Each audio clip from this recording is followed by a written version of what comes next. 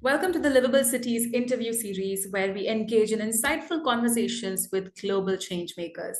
Today, I'm joined by Nadin Bitar Shaheen, who is a MENA native women leader involved in the planning process of more than 45 large scale projects and advisor on urban policies, strategies, and programs in various cities in the region.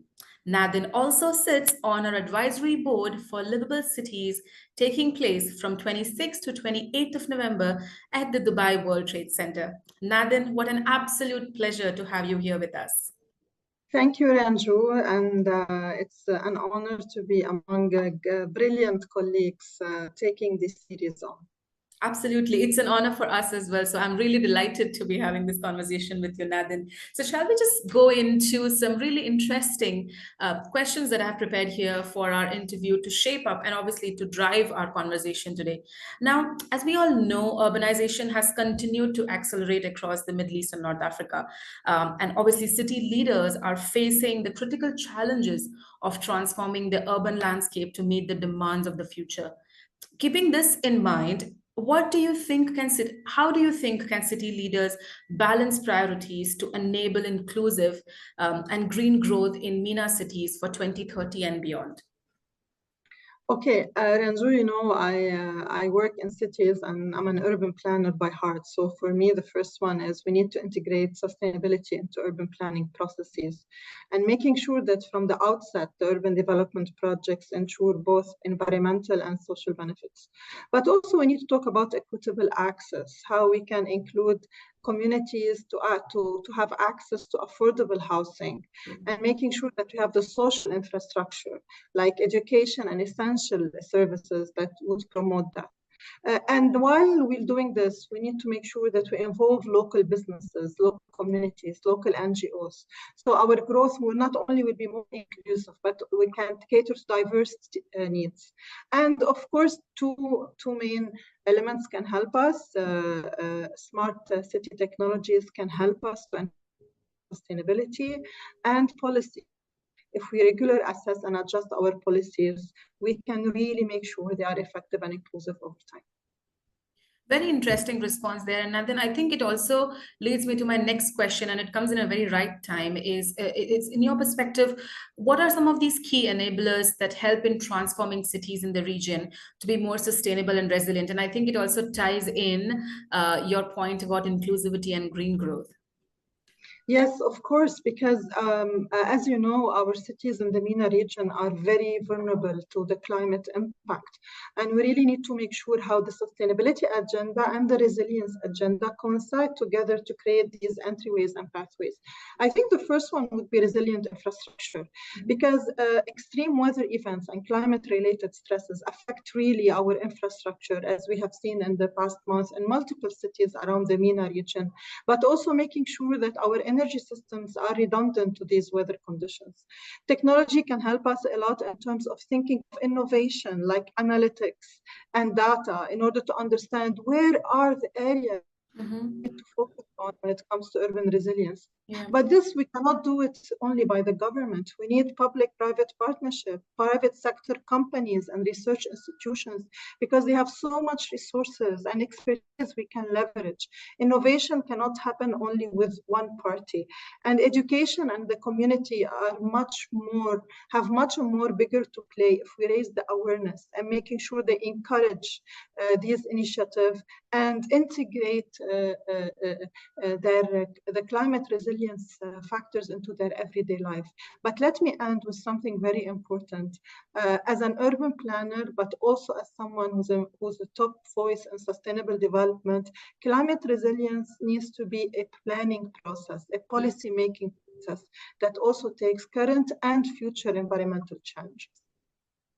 Now, considering the response that you've just provided us with, I think I've picked on something really critical is the kind of uncertainties that we are facing at this point. You know, despite all the enablers that are helping us, it's also important to note that climate change, economic shifts, and obviously technological disruptions have impacted cities and are impacting cities large and wide.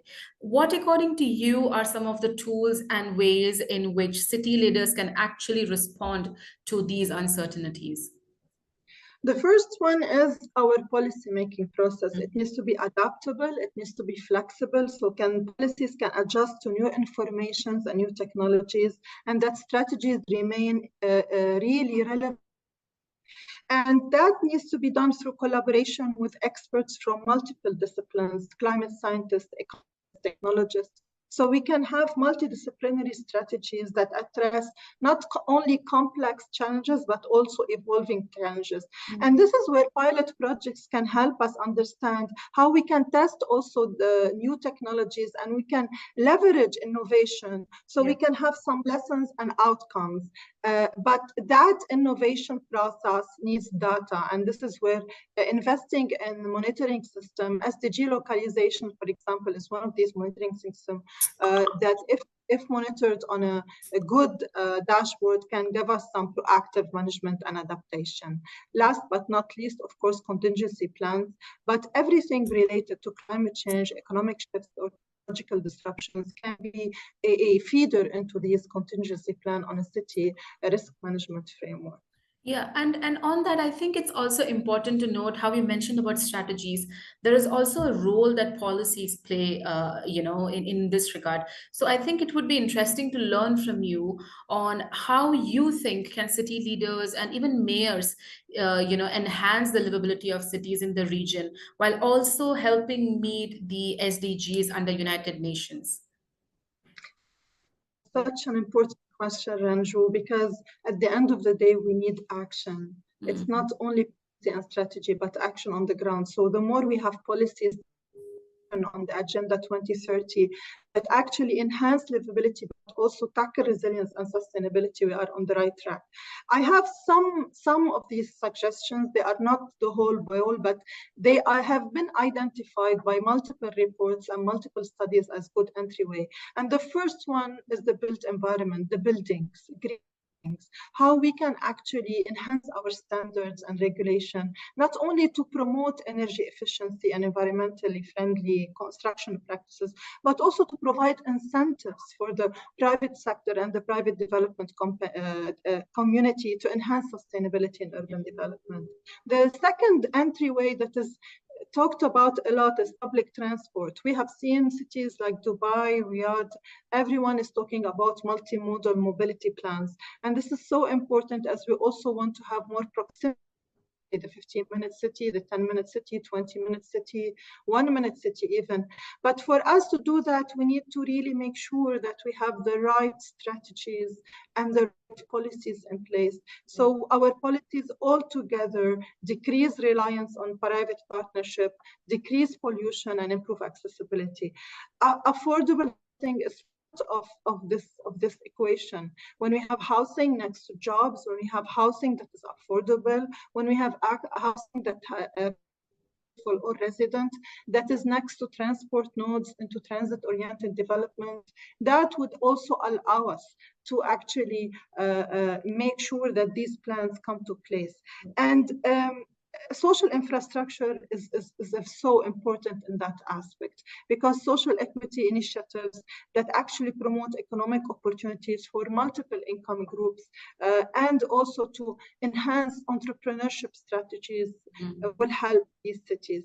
Finally, we all know that governments and cities are thinking, what are the environmental regulation I could put related to waste management, to air, to water quality, to renewable energy, so mitigate the environmental impact. But while thinking about the environmental, we need also to talk about how we can partner with the private sector to see how they can be part of the sustainable development discussion.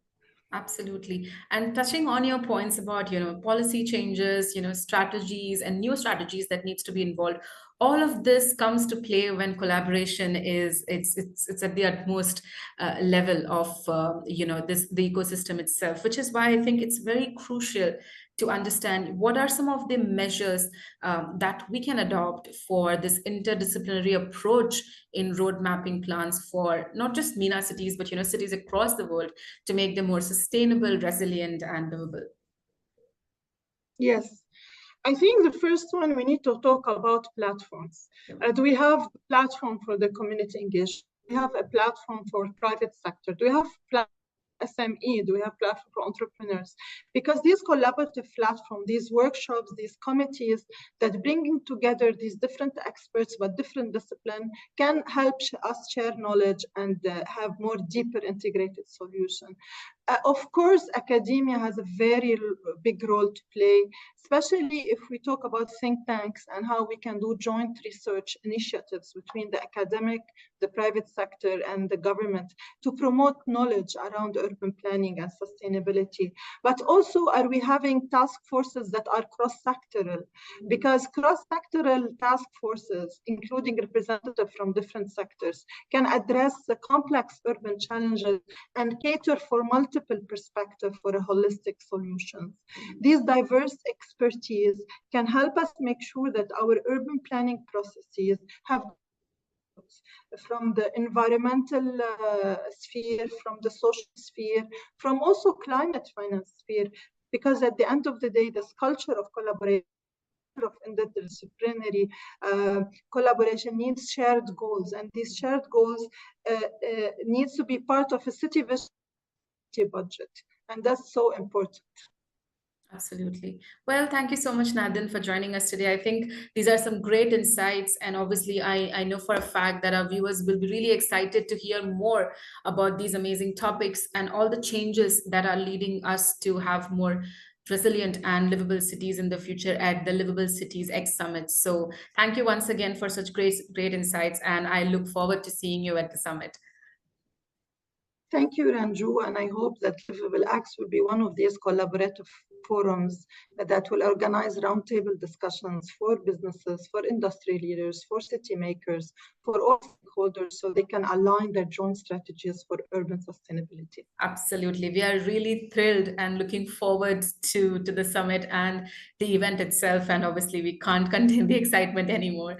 To all our viewers, make sure to join hashtag I am a city change maker movement at LiveableCitiesX event, which is taking place from the 26th to the 28th of November 2024 at Dubai World Trade Center. And don't forget to follow us on our social channels for more event insights. I'll see you again very soon with another city change maker right on the screen. Until then, goodbye and thank you so much.